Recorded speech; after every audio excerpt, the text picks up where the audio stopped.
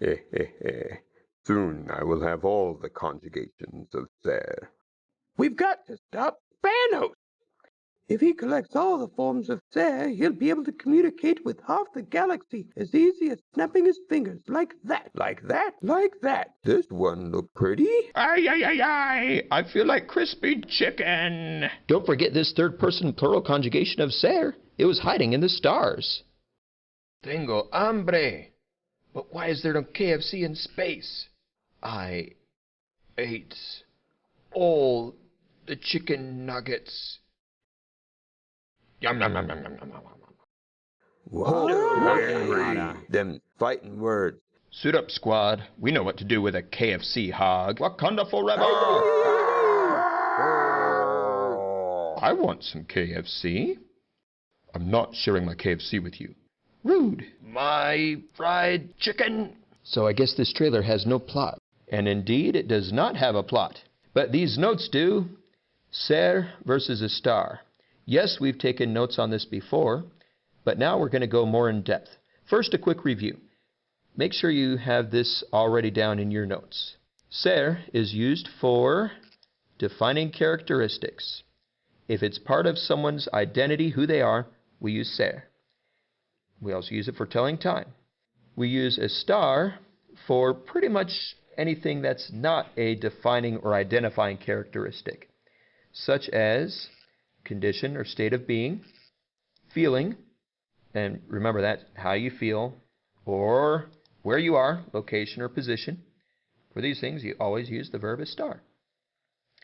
We can also include present progressive, the action. This is something we'll learn in fourth quarter, but for now you just know that if you're doing something right now, then that's a case where we'd use estar. I am talking about ser and estar. We use estar for that. Notice how all of these things for estar are non-defining situations or qualities. All the things for ser, you would use identifying or defining characteristics. Let's make sure you know the conjugations of ser. Yo soy, I am. Nosotros somos. Tú eres. Ella, él, or usted es. Ustedes, ellos, and ellas son. And in Spain, vosotros sois. Pause the video and make sure you have that chart in your notes. We also know the conjugations of estar. Yo estoy. Nosotros estamos. Tú estás. Don't forget the accent. Él, ella, or usted está. Ustedes, ellos, and ellas están. And in Spain, vosotros estáis. Don't forget those accents. Now let's start to get into a little more of what we don't yet know and dig a little deeper. Skip a line and write down this phrase. For those of you who already had all that down in your notes, this is the part where everyone's going to start writing down the notes, and this is what Mr. Cox will be checking when you bring these notes back to class. Write the phrase, paging Dr. Ser to Estar place. This is how we're going to remember in a bit more detail when to use ser and when to use estar. I know the sentence is pretty much gibberish. It sounds like someone got a hold of a hospital announcement microphone and just started going crazy. But if we remember, for ser, the acronym doctor, and for estar, the acronym place, we can remember a whole lot of different scenarios where we might use one or the other. We're just adding some detail and more depth to what we know about when to use ser and when to use estar. Some of these will look familiar. For example, I would use ser when talking about any description. I would say defining description, occupation, characteristics, defining characteristics, time, origin, and relationship. And we would use estar for things like position, location, action, condition, and emotion. Again, these should look kind of familiar, but you can use these acronyms to remember in a bit more detail when to use ser and when to use estar. Let's look at some examples. So, for ser, a description sentence might be, for example, El gato es rico con queso. If the cat is delicious, well, I'm describing the cat, one of its defining qualities. How about occupation?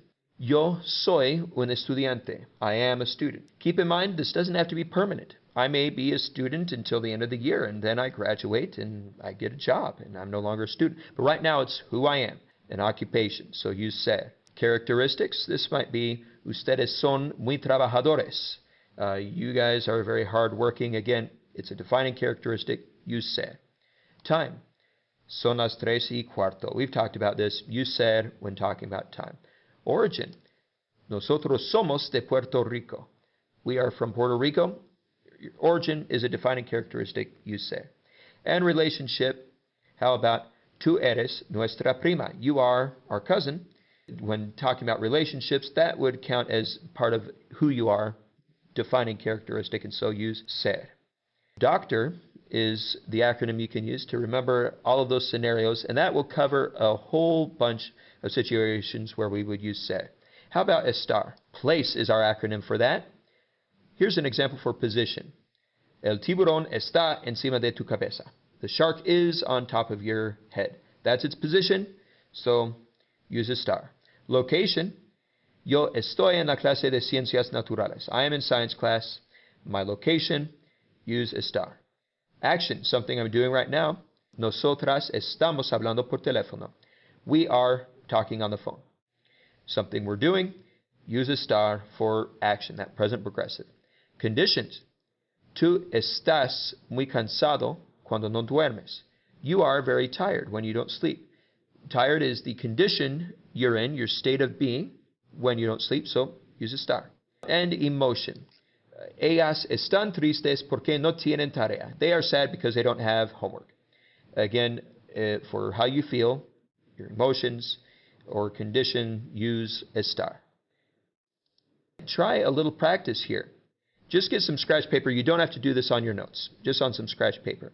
Write the sentence with the verb conjugated. Ella blank en la escuela.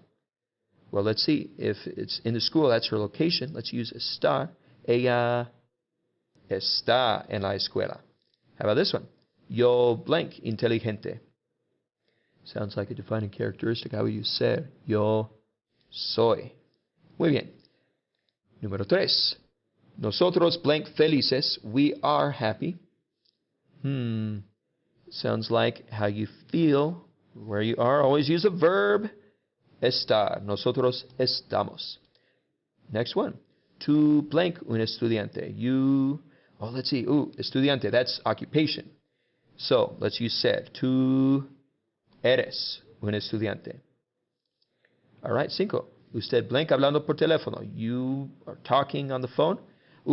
Action. Something you're doing right now, so let's use estar. Usted está.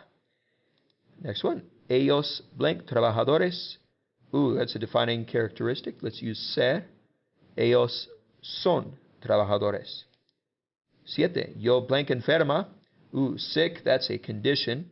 Yo, that's right, use estar. Yo estoy enferma. 8. Ustedes blank al lado de la casa. That's your position or location. I mean, kind of the same thing, whatever. You guys are next to the house. Use estar. Ustedes están al lado de la casa. 9. Usted blank cansado. That's condition. So use estar. Usted está cansado. And one more. Ella blank de Panama. Origin. Let's see. Origin was, Dr. Ser. Use ser. Ella es de Panama. Alrighty, clase. Some good practice for you. Bring in your notes for a check with Mr. Cox in class, and have a good evening. Adios. You're going to study for the quiz, right, Cap? Right, let's shake on it. With all the conjugations of ser, I'm unstoppable.